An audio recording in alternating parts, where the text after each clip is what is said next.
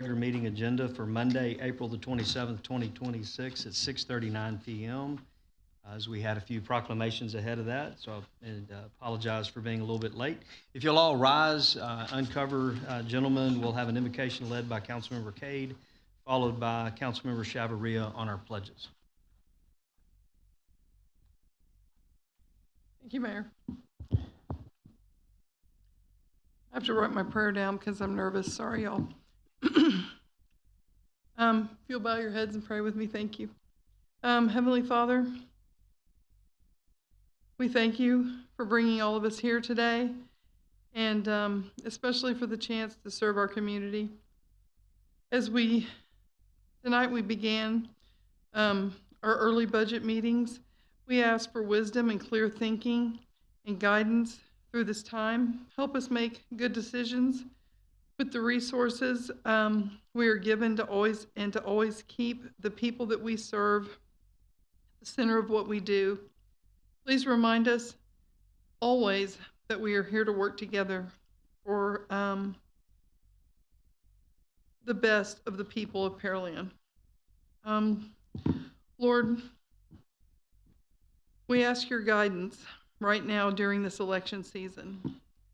Help voters seek out what is true and right and look past anything misleading and focus on what is honest and steady and truly good for the future of our city. We especially lift up our first responders. Please watch over them, keep them safe always as they serve us and serve others. They're often in difficult and dangerous situations. Please strengthen them and their families and remind them always how much they are appreciated. Heavenly Father, help this council to always listen to each other, work together, and try to do what's best, even when it's not easy. Let our decisions reflect how much we care for Pearland. We ask for your guidance in all we do this evening. We pray in your precious name. Be with this meeting, be with these people and the residents that are here tonight. We love you, Lord. Amen. Please join me in the Pledge of Allegiance. Pledge allegiance to the flag of the United States of America and to the republic for which it stands, one nation, under God, indivisible, with liberty and justice for all. Honor the Texas flag. I pledge allegiance to thee, Texas, one state, under God, one and indivisible.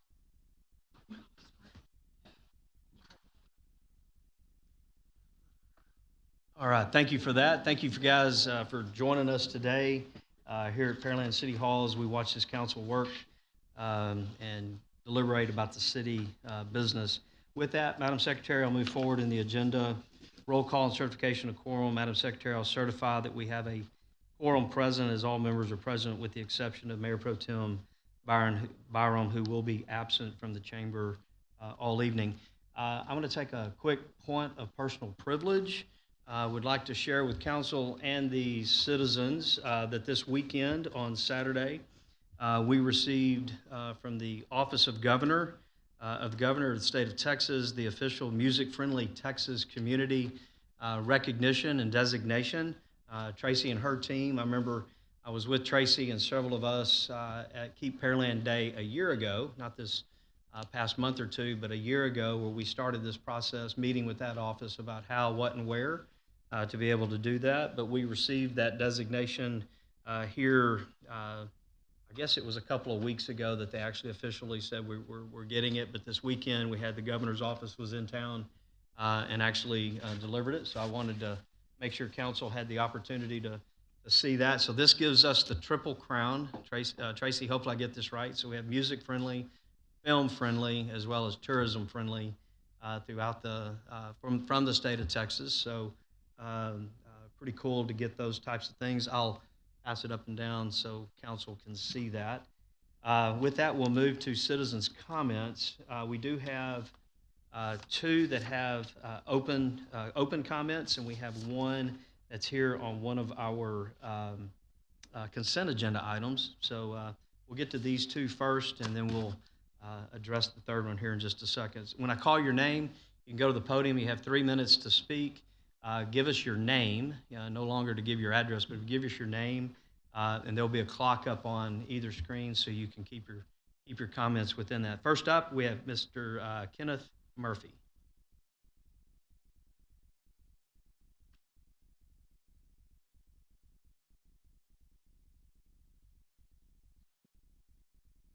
Good evening. My name is Kenneth Murphy. I'm with Switch Realtors. I'm here on behalf of my clients, the owners of Zero Hatfield. Good evening, Mayor and members of council. As you see in front of you, you may have a condensed version of the survey of Hatfield Road and a sketch of 5 acres. What we're trying to do is subdivide 5 acres into 10 half-acre lots. If you can see on the sketch, Orange Road runs starting at Hatfield and ascends to the northwest corner of the ending of the 5 acres, which if that happens, that land would be of no use to us.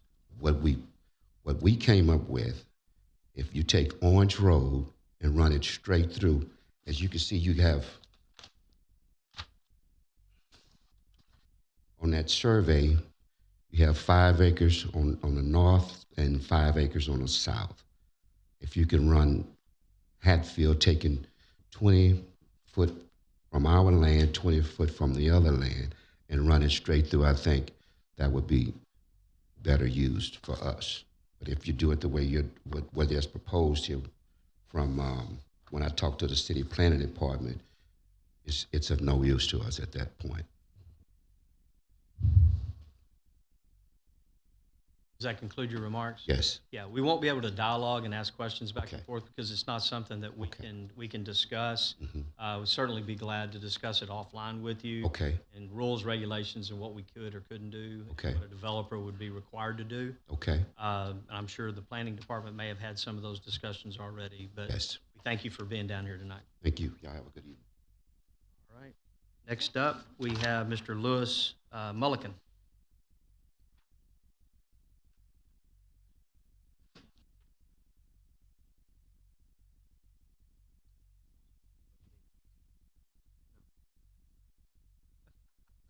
All right, how y'all doing? I live at 2907 Yorkshire Court. I've been in Pearland since 1974. One of the oldest neighborhoods. Westminster is turned into a drag strip from stop sign to stop sign. You can't even walk your dog in the morning, the afternoon. I've been run off in the ditch just trying to walk my dogs. Some speed bumps. Would really be nice to cut that down because all they're doing is cutting through to get to Pearland Parkway. And I mean, it's nonstop. All these other neighborhoods south of us where the old airport used to be, it's just nothing but a shortcut now. And it's really getting dangerous. You know, there's a lot of kids there getting off of school buses, and that stop sign to stop sign is the length of 2 football fields, and they're running every bit of 50 miles an hour. And they just, you know, they don't care. It's just a big, big hurry, hurry, hurry. So if y'all could really take this serious, you know, because I made a couple of complaints before, and it just fell on deaf ear. And I'm here on behalf of a lot of my neighbors on my cul-de-sac, you know, so I'm sure y'all are familiar with Westminster. We're right there south of Kelly's from that red light there. So y'all could take that in consideration. You know, 3 speed bumps would cure that real quick. And there's not even a speed limit sign. But even if there was, you know, they disregard it. Right. It's just become a thoroughfare for a shortcut. So, Lewis, thank you. Yeah, thank you for being here. Obviously, we can't dialogue back and forth because it's not an agenda item. Yeah. However, we do have a traffic calming ordinance in place through our traffic committee. I'm not sure. I see Lorenzo here. Maybe step out and start that process about what we can do. And as far as speed bumps per se, there is a specific yeah, because policy they're in how the we newer do that. neighborhoods across the street. Yeah. Right across 518, they have them in the newer neighborhoods. So our public works director will step out with you on how we start that process. All right. Okay. Thank you for being here, though. Yep. All right. Just a quick question, Eric Oliver, you here? Are you here just to answer questions? Okay, because I don't think we're pulling, is anybody pulling C? I don't see anybody pulling C, so if we did all of a sudden, then I'd have you up to answer those questions, so. All right, with that, we will move to consent agenda. Mr. Koza, if you'll present items A through F with the exception of D, I'd appreciate it. Yes, Mayor, consideration possible action consent agenda items A through F with the exception of D. So moved. We have a motion and a second. Madam Secretary, call for the vote. Member Koza, Aye. Member Carbone, Member Chavarria, Aye. Member Cade, Aye. Member Fernandez, Aye. Member Patel. Aye. The motion passes 6-0. All right, back to matters removed from consent agenda. Mr. Koza, if you present D, please. Certainly, consideration possible action resolution number R 2026-72. So moved. Second. We have a motion and a second. Quick staff report. Thank you, Mayor. So this is a multiple use agreement with the Texas Department of Transportation, and it's associated with the Shadow Creek Ranch Parkway landscaping, street lighting, and sidewalk project, and the pedestrian bridges associated with those sidewalks. This was before you a couple of months ago, and TxDOT had requested some changes to the language of the actual resolution. So we went back and forth, got that language right with TxDOT, so I have this back in front of you for approval again. Thank you, Mayor. All right, Mr. Koza asked for this to be pulled. Thank you, Mayor. Trent, my curiosity is, I think this is the third time that this has been before us? No, this is just the second time. Second time? Just second time. Yes, sir. What is TxDOT got an issue with? I mean, why can't we get whatever our issues worked out? So one of the issues that is technical, minor in my opinion. So where we refer to in the resolution, we refer to TxDOT as the state. TxDOT prefers to be referred to as TxDOT. So even in the agreement that they have, our agreement that you see that was attached to the resolution actually refer to themselves as the state. But in our resolution, they had very specific language that they wanted to modify.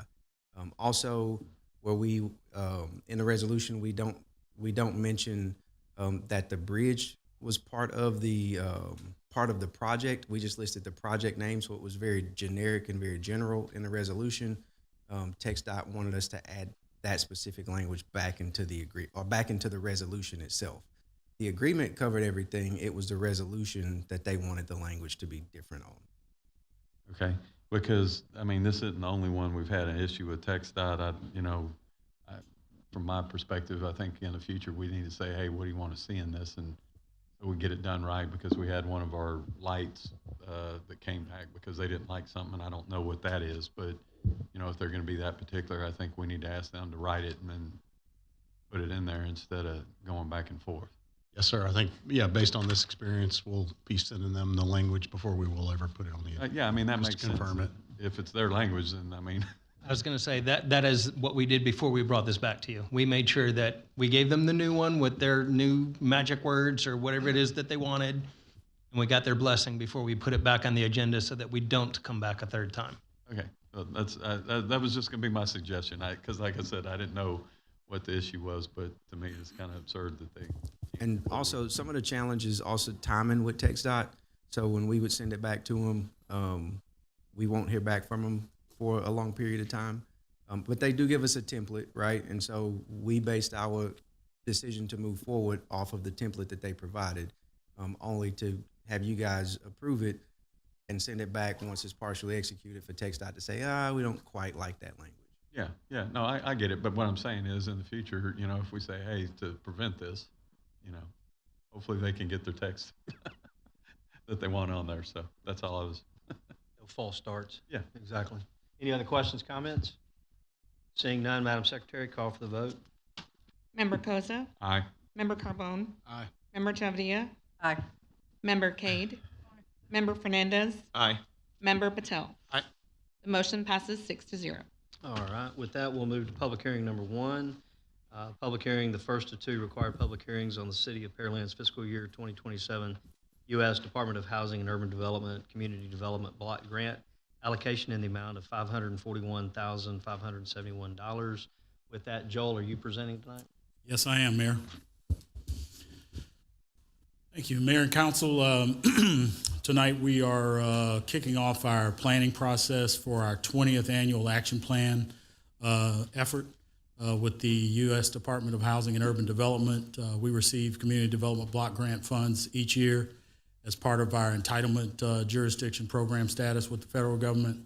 And again, this will be our 20th action plan, so I think that's worthy of celebrating that annual allocation of funds that comes to the community each year. And I apologize in advance. Many of you have seen these slides before. They're very standard, but more to come as we proceed through the planning process. Tonight is really just to initiate that and invite opportunities for discussion and questions. But the primary information that's going to come out of this is the amount of funding that we'll receive from U.S. Department of Housing and Urban Development and how we can allocate those funds.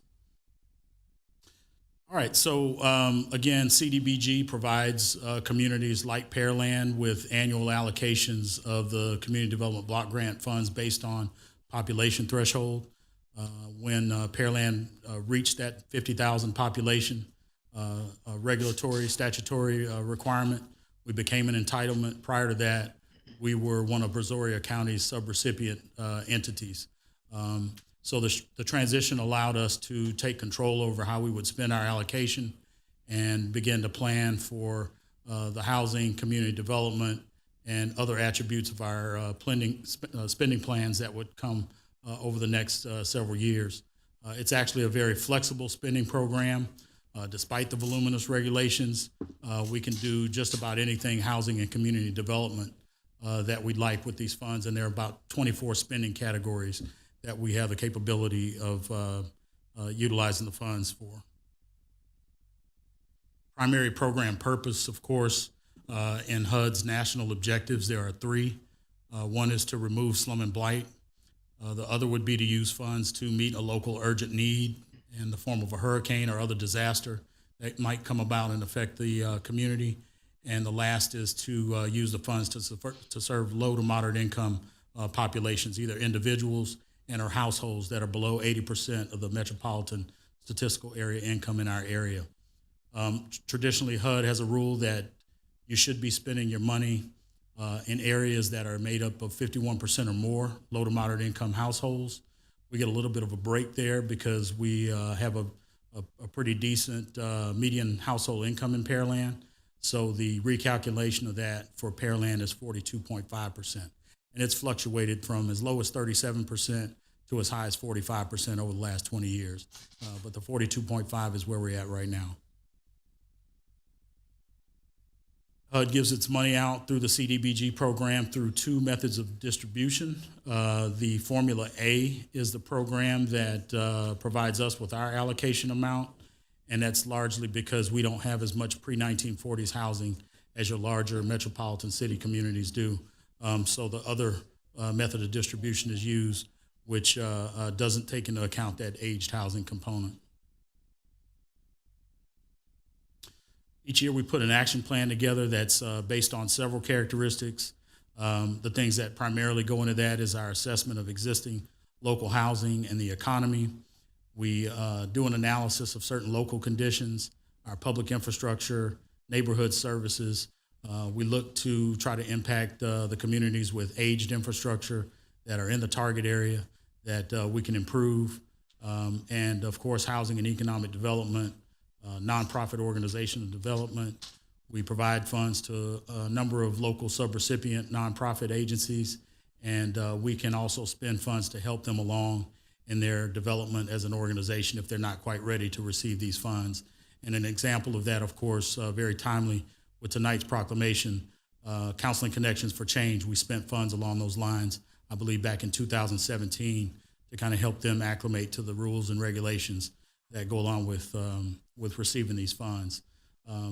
Again, the plan overall is designed to address unmet needs in the community, and our survey and assessment takes into account those medium and high priorities that come about through our assessment process.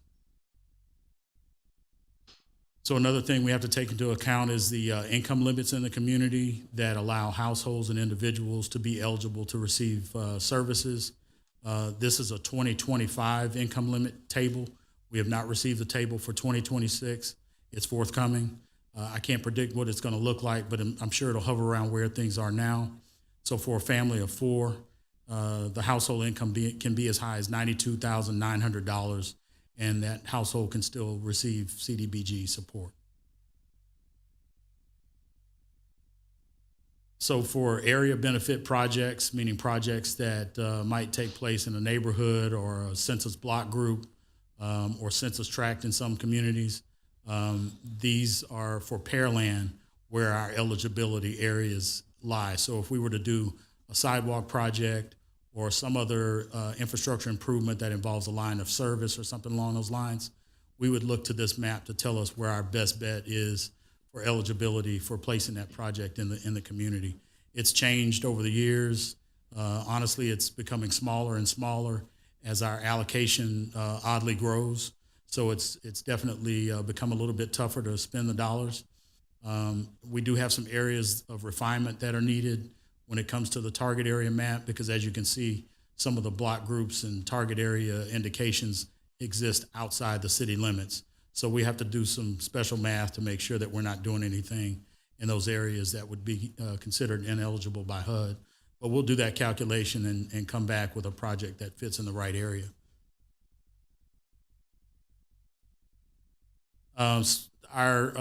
We're right now in our fourth consolidated plan. So we've had 4 iterations of 5-year planning since the inception of our program.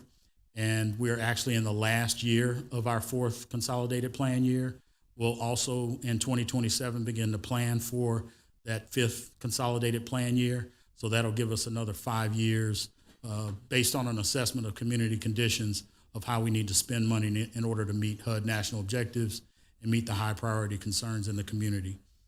So for the second time, just acknowledging that HUD is going to prepare to provide us with $541,571 in 2027.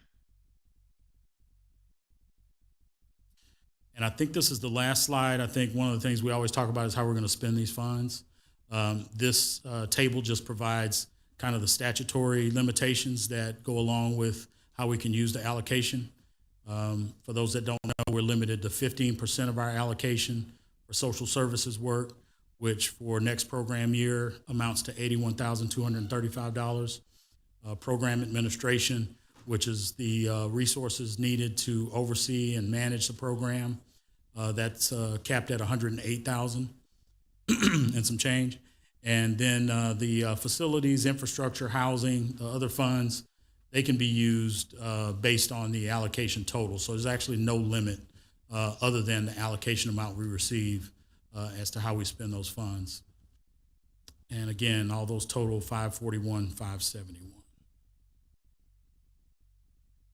And that concludes my presentation for tonight. I'll pass back the balance of council. Sounds good. We'll get to that in just a second, Councilmember.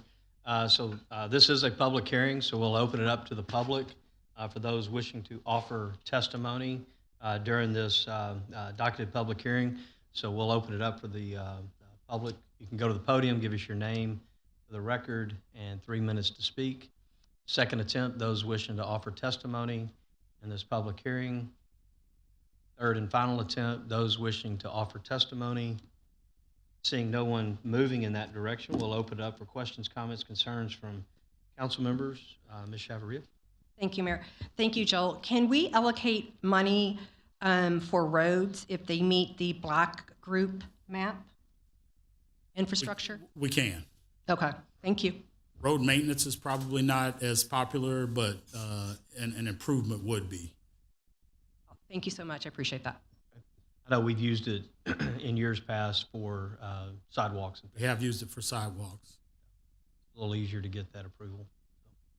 Any other questions, comments? Mr. Carbone? Thank you, Mayor. Joel, I think we talk about homelessness almost every time you bring it up. It seems like there's more and more of that. working the polls here this last week. I believe there's a resident that's using the library facilities on a daily basis to get out of the heat. I think she's been living in her car for a couple of years now. So we all chipped in and got her some clothes and some gas money. Is there any way to leverage these CDBG funds to help with that? Of course there is. And I think considering the windshield observations that the community is expressing concern over and just what we're seeing statistically when we look at the point in time counts and other data that we get to access, and I myself personally, do that when I'm out in the community, it may be time for us to consider even a small allocation of funds to something that can help. We just need to figure out strategically what that really is and how we make it work. And eligibility-wise, just make sure we're doing something that HUD will reimburse those costs for. So we will definitely be considering how we formulate a plan to put some dollars into the program this year for that purpose. It's actually, I just don't know what it would be. We would have to. It's actually a question that gets asked all over the county. And Freeport used to have a unit, a house or building, something, and it's no longer there. So it's a struggle all over the county. I mean, I just wanted to, when I saw the homelessness on there, along, I guess, the 35 corridor, we had an influx for a while, then it's dissipated, then it came back a little bit, now it seems to be gone. I know Member Patel has made some comments on the west end of town. There's some homelessness. I don't know if it's, on the wane or not, or if it's still out there, but, it seems to kind of ebb and flow, at least on the 35 corridor. So I don't know on the west end if it's subsided at all, but it's one of those deals that, I don't know how or what, but, if there's something we could try and figure out to help the process. Yes, sir. I think that is something we've observed, and the challenge is just being able to pinpoint it to the extent that we can actually extend our hand to assist in that regard, and for it to, it's a to tough go into effect. So yeah, we'll definitely keep that in mind as we plan, and you'll see something at the next public hearing that proposes All right, thank you. project, if you will. Mr. Patel? Thank you. Thank you, Mayor. Joel, I will echo the homelessness. One of the ideas, at least what we heard, or I heard, was they are brought in from Houston to the hospital, and then the hospitals treat them and release them. And the security of the hospital tells them to move on, and they end up at the Kroger shopping center. And so maybe if there is a way to work with the two hospitals to maybe get some data on how we can help these guys, I think it would be beneficial. If you could go to slide number 7. If you could, I don't know how old, I know you said this was a little bit maybe dated. No, it's current. It just every year when we draw down the census block group data, we've got to do some additional work during the planning process to refine the actual boundaries of the block group territories, so that we don't have what's called a split block group where something goes in, it's inside and outside our jurisdiction. Got it. We can't use these funds outside the city limits. So how often do you update these blocks where, I'm assuming the blue is the low meets the qualifications? Correct. Okay. Is this every year you do this? We will definitely look at the data every year. There's some years it doesn't change and some years that it does. So How far back do you have this data? I'm just curious. I believe this is 2025, so this is very recent. Now, how far back can you go back and compare these slides just to kind of show the progress? I can probably go back as far back as, I have every area benefit target area map we've ever utilized in planning, so we could look at that in a continuum and see how that's changed. Would you mind sharing that?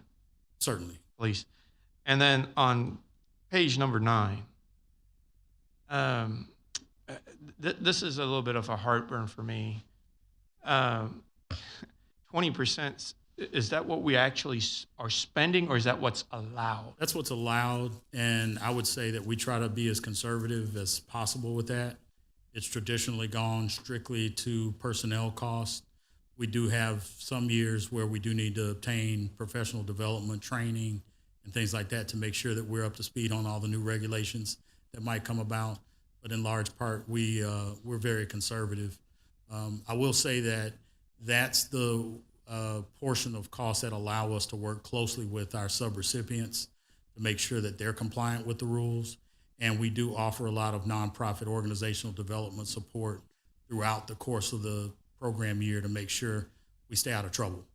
And that helps them a great deal as well. So alternatively, we could be removing ourselves from that equation and putting it all on the subrecipients and saying, hey, it's up to y'all to manage your compliance and all this other stuff. But that doesn't tend to fare well. And it's important for us to be able to document the time and effort that we actually put forth towards helping the community and helping the organizations that receive the funds. But I guarantee you, we don't spend all that money. So if you don't mind, Joel, if you could just kind of give us in the last 3 years, what did we allocate towards the actual cost, your admin, and I'm assuming the remaining we're spending towards the facility and housing or infrastructure. I can provide that. Okay, thank you, sir. I appreciate it. Okay. Any other questions, comments?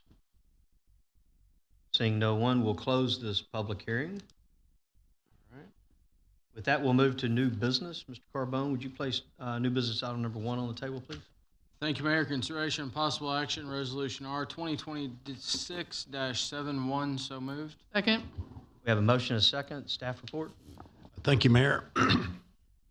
This item is for the purchase of 12 unmarked PD vehicles.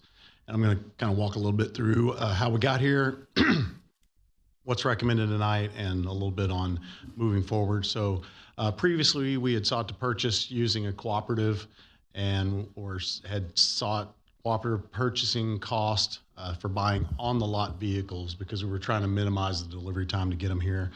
The council feedback was to solicit as an invitation to bid or go through a hard bidding process. So we've gone through that process and we received 3 different bids. 2 of the vendors only bid the Ford vehicles and the other vendor bid all the vehicles. And all but one of the vehicles being recommended are factory ordered, which takes about 90 to 120 days for delivery. By factory ordering, we are able to order with specific options versus whatever the options were on those on-the-lot vehicles we previously priced. Basically, you have to take the options that are available if you're trying to get them delivered quicker, and the associated costs with those. So with the factory ordering, this solicitation versus the previous one, we're actually saving approximately $66,000. Since there's no upfitting on these vehicles required, we're also recommending to award this to 3 different vendors. We acquire each vehicle at the lowest bid price. So that is with McRee Ford for the Transit van, Big Star Ford for the Escape, and Caldwell Country for the other 10 vehicles. So after we went through the bidding process, we did do a back check on those bids to just compare those to cooperative pricing as we looked at previously. And basically the Caldwell Country's bid was at the cooperative pricing. They participate in the co-ops. So 2 out of the 12 vehicles received bids below the co-op pricing. The other 10 are actually at the co-op pricing. So based on the invitation to bids results, we're recommending our next solicitation, which is planned for 30 white fleet vehicles, and those vehicles require various levels of upfitting. We're recommending that we factory order vehicles to make sure we get the minimum options that we need, utilizing the co-ops to negotiate the best price, and then include all the upfitting for turnkey delivery and warranty issues, and then utilize one vendor so that we eliminate coordinating upfitting, delivery, and warranty with multiple vendors. So that's what we're recommending, but we're also soliciting input. Just wanted to see which direction council wants to take moving forward. And so then just one other note, on the Escape unit price, the originally submitted PDF was off on the unit price by $5. So we had punched that into our final spreadsheet. So the total price to Big Star actually should be $5 higher per their total submitted bid. And that's backed up by their backup documents. And then additionally, in the resolution, we have it as Caldwell County, not Caldwell Country. So we do need to amend the reso to correct those 2 things. And I think Lawrence can help us out with the exact language when we get to that point. But at this point, turn it back to you, Mayor, for questions. We'll open up for questions, comments. I know, Mr. Koza, you have submitted some stuff on this. Yes, thank you, Mayor. First off, I'd like to tell you thank you for the time to get this. I understand you're wanting to go to co-op for the next purchase, but I myself am against that. And for purposes of this is $66,143.32 less than what we had previous. Now they're not apples to apples because it is different vehicles. We were able to buy our vehicle the way we needed it instead of what's available on the lot. And with that being said, you're very familiar with within the last year we bought 55 Panasonic Toughbooks with one phone call that I made, and a postponement to a second meeting, we were able to save somewhere between $13,000 and $14,000. What was really interesting to me is part of my supplement that I entered on our February 23rd meeting, AIR 26-003 for some traffic signal purchases that we did. When I asked the question to come up with what the savings and why we had a savings through co-op pricing, a gentleman that was sitting out in the audience stepped up. At first, I thought it was a city employee, and it actually happened to be the vendor. And his comments was basically with the volume that units that the city was purchasing, he felt that we need to get a discount. And he went on to say that it's not always easy to do that with buy board, and you could change any one of these co-ops. Because when given better pricing, these co-ops expect that across the board. Because the terminology better pricing is misleading, highly misleading. It's the price that they want to sell to everyone for whatever given reason. But with a competitive bid, you can get better pricing. All of us up here are tasked with saving money. We'll be going through a budget exercise over the next several months here. You find 100 of these type deals, and that's anywhere between $2 million and $6 million that we could save. And in my opinion, the purchasing department, professional buyers, that's their job, is to get the best price, not to take a co-op price. I understand it as a tool, but it's not something to sit there and say, hey, this is an easy way to do it because we can just get a price. Because right here, these are several experiences that we've experienced within the last year where it's serious money if you get enough of it. And so with that being said, I am definitely in favor for competitive pricing and using co-ops as a tool to guide it, but to strictly use co-op pricing, you're not saving the taxpayers' money. That's my comments. Any other questions, comments? Ms. Chavarria? Thank you, Mayor. I mean, I do like the competitive bidding process. I mean, if that's something that we can continue to do, I'd be in favor of that. But it also gives option for local vendors to participate. So I would really like to take a look at that some more. Thank you. Good deal. Mr. Carbone? Yep, thank you, Mayor. I agree with what Councilman Koza is saying.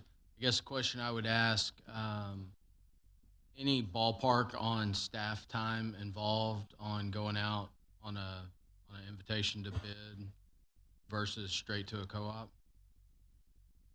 So I think we've got Jose, our purchasing manager here. Did you put some numbers together on that? Yes, we did. So there's a range, and we did look at a national survey that was conducted so that we could get a better census. But on average, you're looking at 45 hours for a simple project, up to 140 hours of staff time. Every project is unique, and I think that's one of the things I love about procurement, right? That it is so fluid and it's so organic that it gives you an opportunity to test the market. So like you've mentioned, I think you're absolutely right. There's a great value in both paths. I think sometimes we just have to find the best balance for the community, which could be we can get something tomorrow or we can get something in 6 months. I think there's risk involved in both of those. And sometimes those risks are not my decision to make, but nevertheless, I think we're conscious of that, hey, if we get a PD vehicle today, or at least in 30 days versus 6 months, it can provide additional value.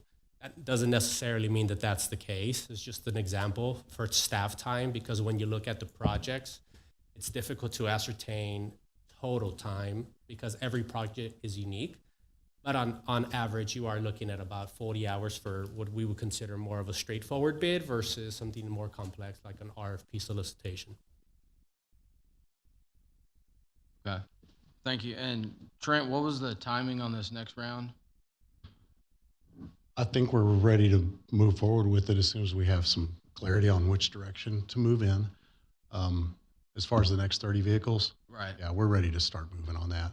And I would add, we'll move in the direction that we decide on tonight. I do want to just say that we've got a fairly small purchasing team and group, so with their ability to bid out invitation for bids, everything that we do would be very difficult. We need to look at and consider whether or not there's cost savings there to add additional staff to process that many.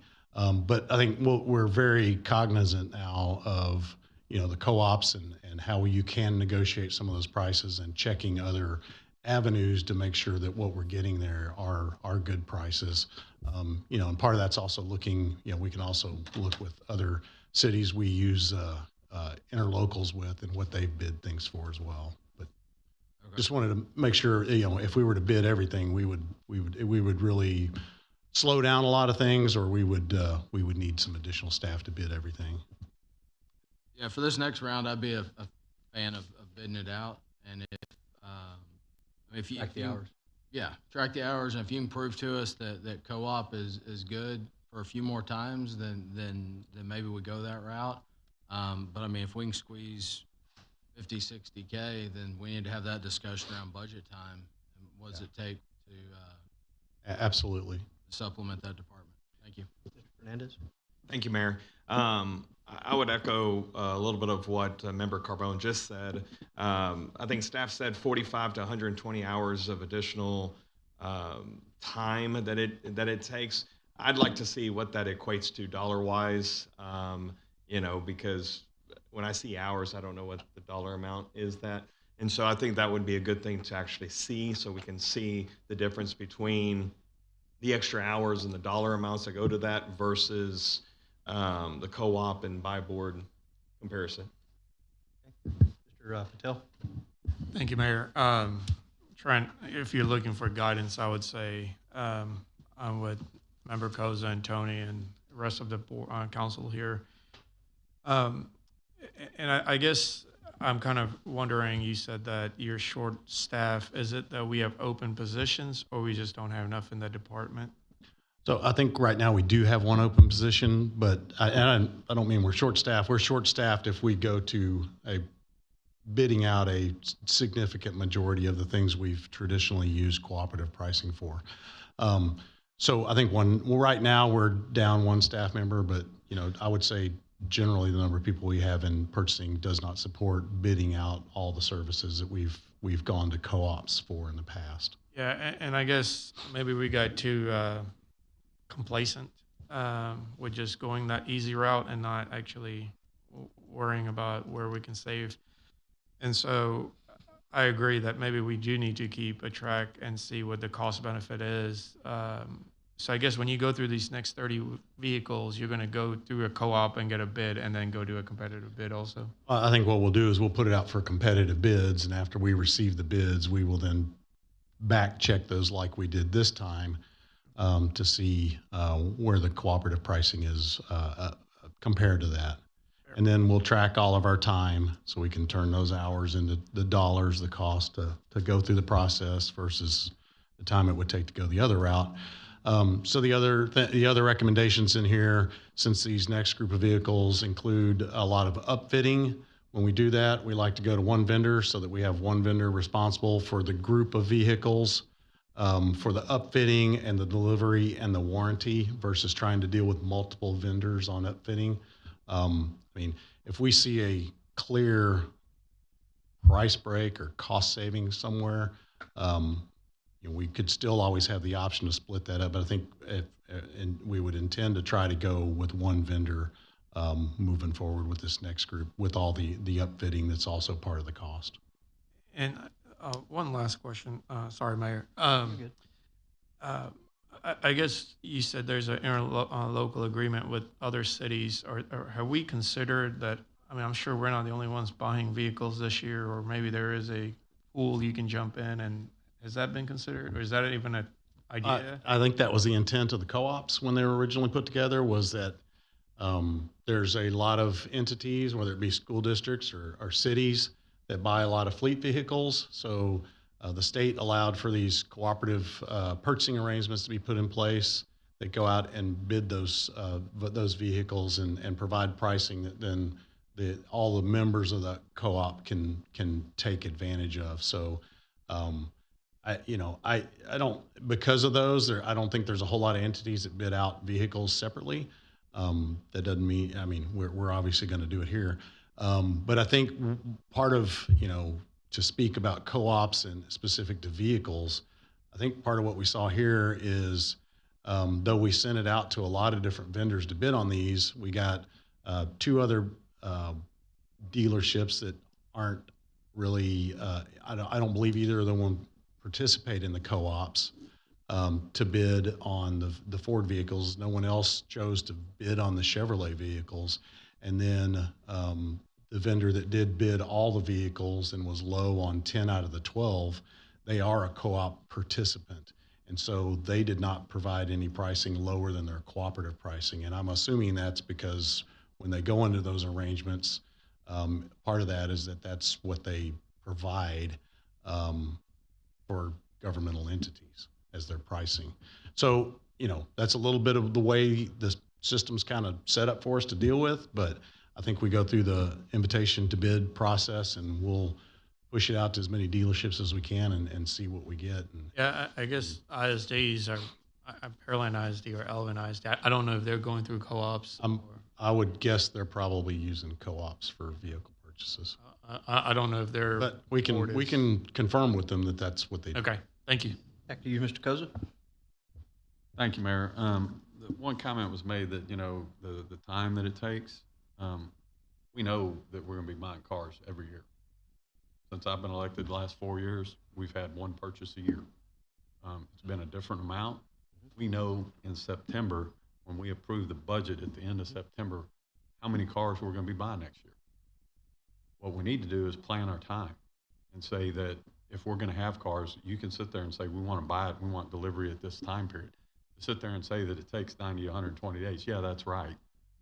Any dealership I've spoken to, when you order it, that's roughly where it's at now. It can go a little shorter, it can go a little longer.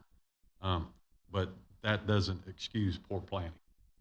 And at the end of the day, we know when we're going to buy these vehicles, to order them is the best way to do it. To Yes, take sir. somebody's cooperative pricing and say, that's it, I've got a problem with that because here again, moving forward, we're going to wait. We're going to order factory. We're going to wait. If somebody's got the exact same thing on the lot, we would take it. But I get that. I mean, that's definitely what we're doing. And that makes sense. But to sit there, I can tell you, AR 25381 on January 12th, you pulled that item when I spent about 10 hours of my time, and I was about $20,000 on my personal time that I called 3 different dealerships and said, here's the vehicles I'm looking at, and what will you sell it to me for? I sent my spreadsheet. Part of that 10 hours was taking my time, put the spreadsheet together to get the 12 vehicles and to turn around and do it.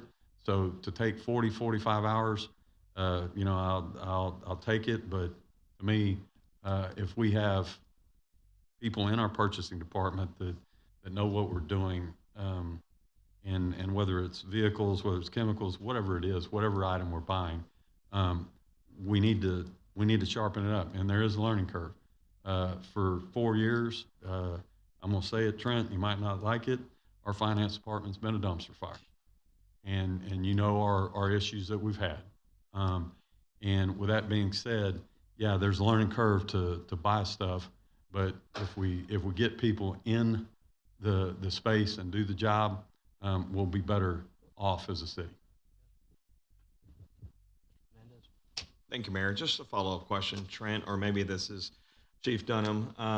Since we're talking about vehicles purchasing and processes and stuff like that, what was the outcome? What was the process? As we're talking about all this, the first thing that kind of hit my head was recently we purchased X amount of patrol units through Sewell, and it went through their own outfitting process. And what I heard is it went pretty smoothly. They came in on time, like they said.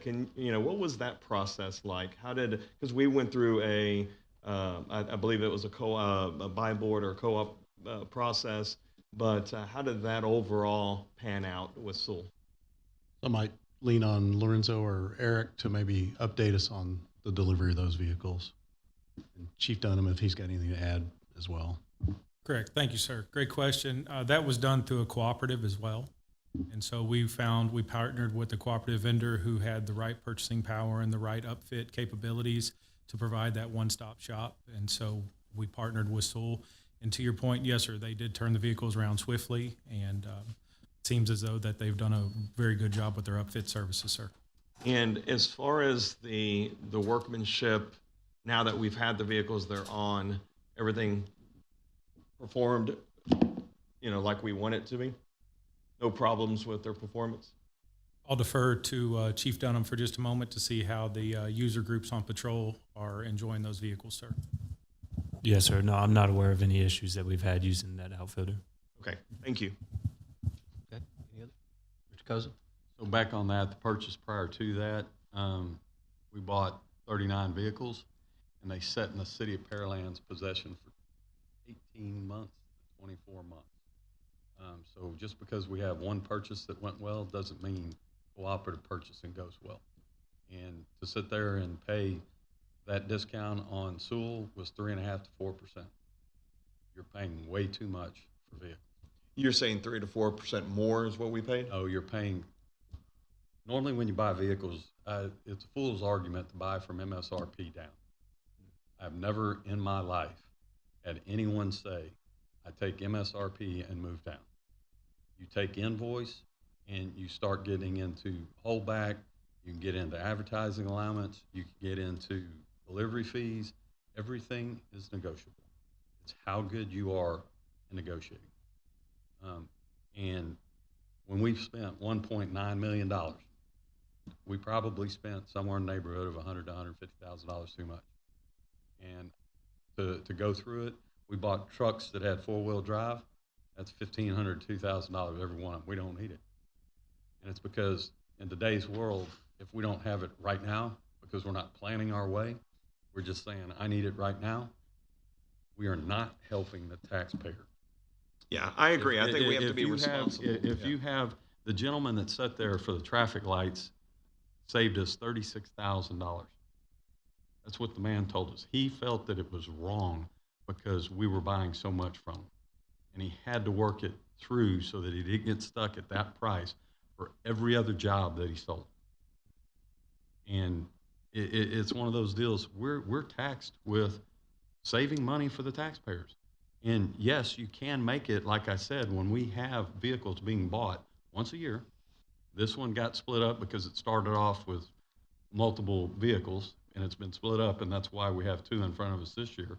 But for 3 years, it's been one purchase every year.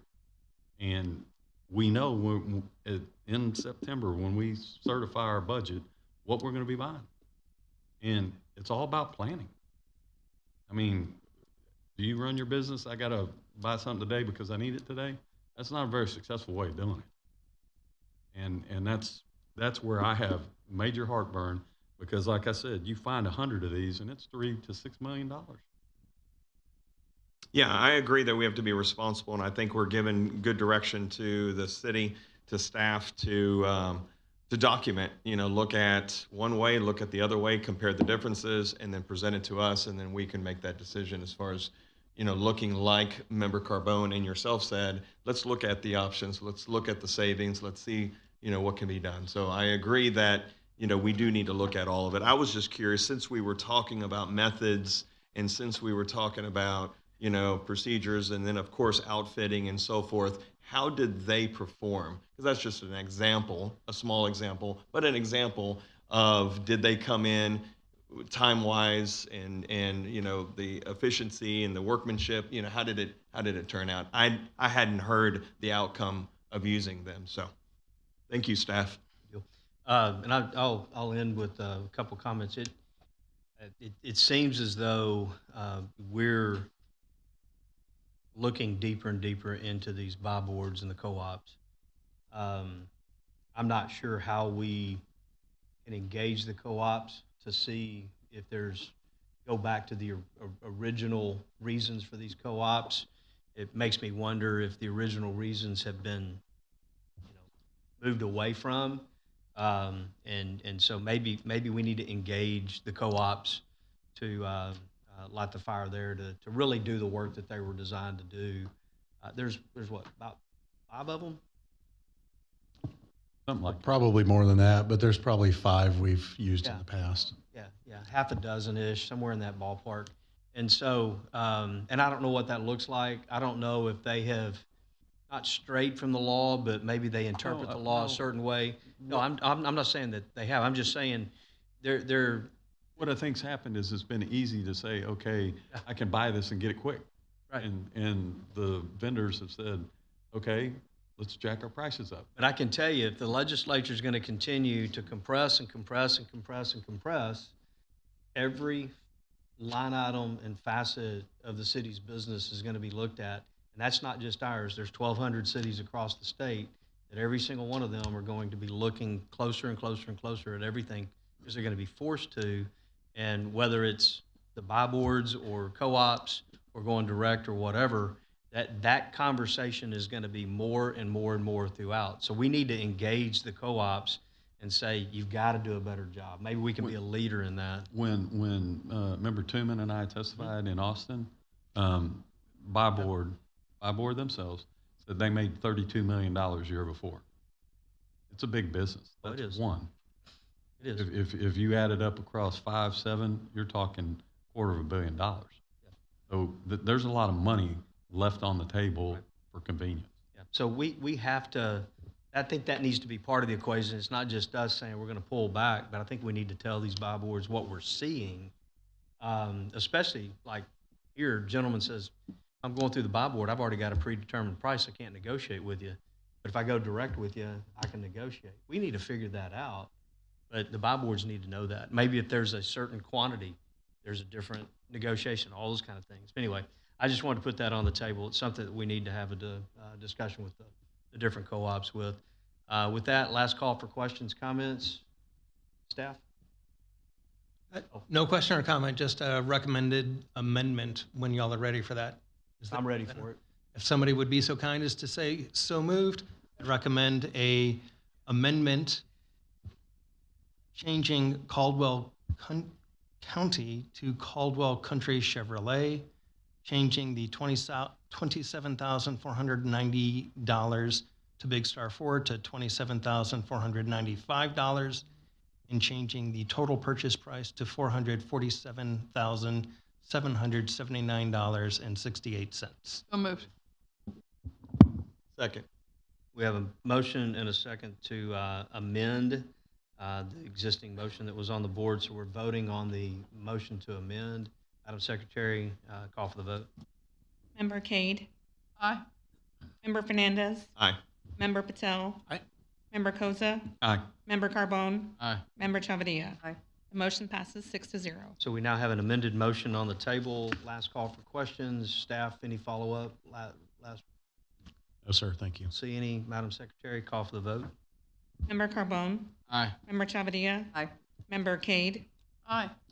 Member Fernandez? Aye. Member Patel? Aye. Member Koza? Aye. The motion passes 6-0. All right, good deal. Good work, guys.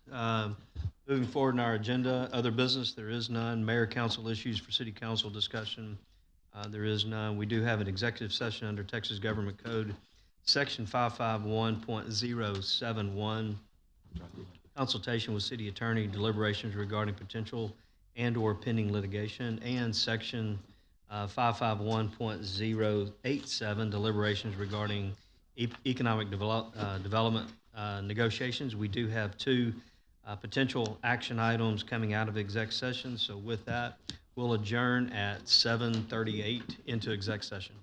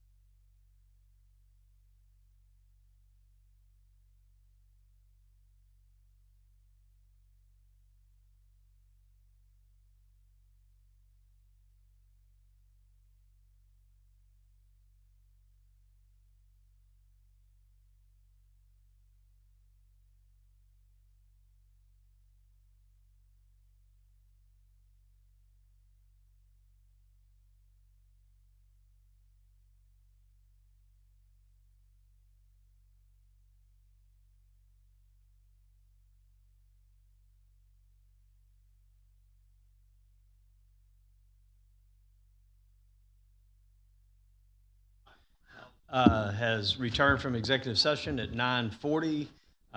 Moving to new business continued. There are no action items to be taken, so we will move to adjournment at 9:40.